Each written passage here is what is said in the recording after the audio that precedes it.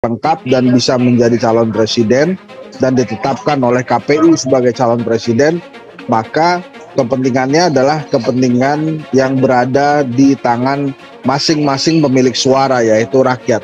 Maka pada saat ada arus bawah kemudian menginginkan hal yang berbeda dengan partai politiknya, itu sangat dimungkinkan. Selain PAN misalnya ada P3 yang memang arus bawahnya itu kerap berbeda dengan elitnya gitu ya, apalagi secara elektabilitas selama bersama dengan pemerintah P3 justru elektabilitasnya turun terus. Nah, kembali dengan PAN ini memang akhirnya independensi setiap warga negara untuk memilih itu memang kembali lagi menjadi kedaulatan rakyat. Seperti yang kita tahu dalam demokrasi, demos itu sendiri adalah rakyat. Nah, itulah yang nampaknya dikedepankan oleh para relawan dari PAN ini ngakunya ya. Dan yang menarik itu pasti akan terjadi hal-hal yang sama nanti Valen, pada saat kita akan masuk ke dalam ranah demokrasi yang lebih dewasa, maka para elit partai politik akan mendapatkan banyak sekali perbedaan-perbedaan dari masyarakat yang akan memilih gitu. Nah, makanya sampai hari ini kan pertanyaan besarnya itu adalah sampai di mana sebuah partai politik bisa menjaga kadernya satu suara gitu ya. Nah, per hari ini kan tidak banyak partai politik yang bisa melakukan itu. Bahkan kalau secara keilmuan politik dan sistem politik di Indonesia yang bisa dijaga oleh partai politik untuk selalu kompak itu adalah sampai level kabupaten kota. Kenapa demikian? Karena di kabupaten kota itu kan biasanya kader-kader itu ada rewardnya dari partai politik sebagai anggota DPRD.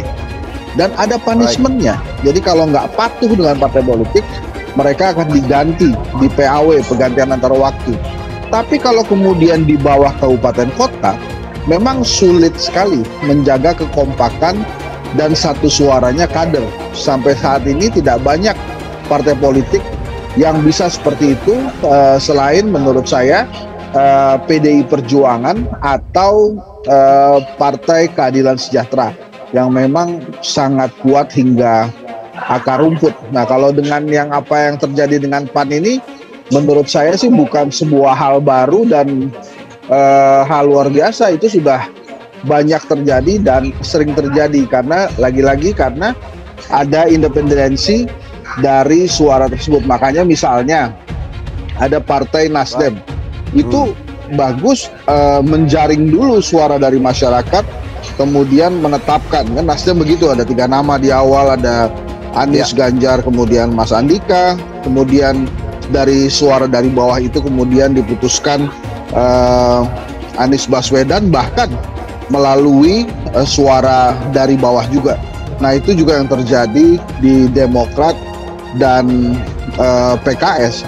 Untuk menentukan siapa wakil presiden Mas Anies Baswedan, dia bilang apa yang akan dia lakukan jika terpilih adalah membangun Indonesia dengan karya yang berbasis narasi yang berbasis gagasan. Ini menegaskan betapa karya rekam jejak. Dia berkali-kali mengatakan rekam jejak. Dan itu harus diperlihatkan bukan hanya oleh Anies Baswedan yang sudah punya rekam jejak, tetapi juga oleh wakil presidennya. Karena apa? Karena segala kehendak, segala niat gitu ya, menghadirkan keadilan sosial, yang dalam bahasa konstitusinya mewujudkan suatu keadilan sosial, hanya akan terwujud apabila memenangkan pemilihan. Itu saja sebenarnya. Jadi memenangkan pemilihan itu bukan berarti memfragmentasikan proses pemilihan atau menurunkan idealisme. Tapi menurut saya memenangkan pemilihan adalah syarat sah bagi terwujudnya semua cita-cita yang akan dibawa oleh koalisi perubahan dan persatuan. Maka menurut saya, selain mempertimbangkan aspek-aspek tadi, baik yang disebut Mas Willy, Mas Hanta, juga menurut saya penting mempertimbangkan rekam jejak ini, karena saya sepakat dengan Mas Anies bahwa karya itu adalah bahasa yang berlaku di mana-mana, ya. untuk menyatukan dukungan, membulatkan dukungan, sebab bersatunya calon presiden dan wakil presiden bukan hanya penjumlahan orang, tapi menyatukan, mempersuasi kehendak rakyat sehingga sama-sama mau bergabung dan memenangkan pasangan ini. Jadi sebenarnya sekarang adalah bagaimana mendengarkan dan menangkap ceruk harapan rakyat gitu ya, sehingga pertimbangan soal di mana sebenarnya pemilih itu berada, bagaimana karakter pemilih sekarang, bagaimana harapan dan kecemasan, ketakutan warga seperti yang digambarkan tadi, itu harus dibaca betul. Jadi menurut saya memang itu tidak mudah, tetapi saya yakin proses komunikasi politik akan dijalankan. Bukan berangkat dari perbedaan, bukan berangkat dari kesulitan. Saya yakin titik tolaknya adalah pantas point, mencari titik temu dan kesamaan-kesamaan yang dibawa oleh PKS, Demokrat, dan Nasdem. Jadi saya menggarisbawahi tentang pentingnya rekam jejak karena itu menjadi salah satu ciri narasi yang dibangun oleh Anies Baswedan. Karya yang berbasis narasi, narasi yang berbasis gagasan.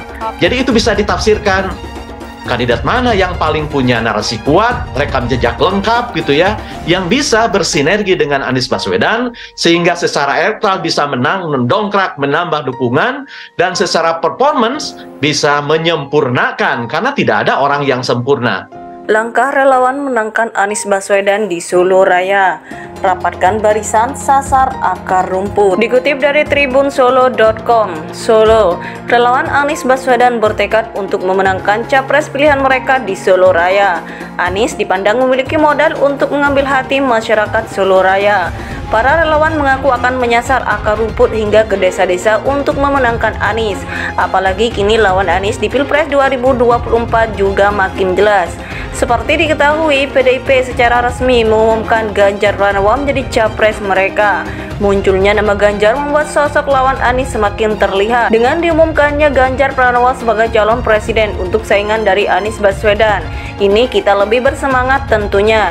Kita lebih bersemangat karena lawan kita sudah jelas ada, kata Ketua Relawan Anies Baswedan Klub ABK Kabupaten Karanganyar, Anas Kamaludin.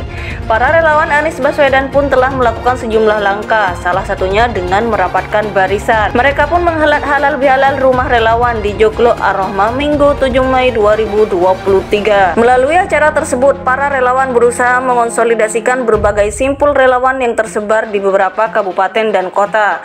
Setidaknya ada sekitar 25 simpul yang saat ini berusaha dikonsolidasikan. Konsolidasi perlu dilakukan mengingat mereka akan berjuang memenangkan Anies, termasuk di kota Solo yang dikenal sebagai kandang banteng. Artinya kita tidak ingin fokus kepada lawan kita, tapi kita fokus pada diri kita sendiri. Kita gak ingin fokus mengurusi kubu sebelah, tapi kita fokus mengurusi gerak langkah kita sendiri, terang Anas. Disampaikan Anas, para relawan Anies pun telah menyiapkan strategi pemenangan. Salah satunya strategi door to door. Kita langsung door to door dari rumah ke rumah masing-masing wilayah yang ada, tuturnya. Pihaknya akan berusaha menyentuh sampai ke akar rumput. Jadi kita berusaha untuk semaksimal mungkin ada sebanyak mungkin relawan Anies Baswedan ini nanti menyeluruh sampai di Solo Raya, sampai ke desa-desa. Jelasnya.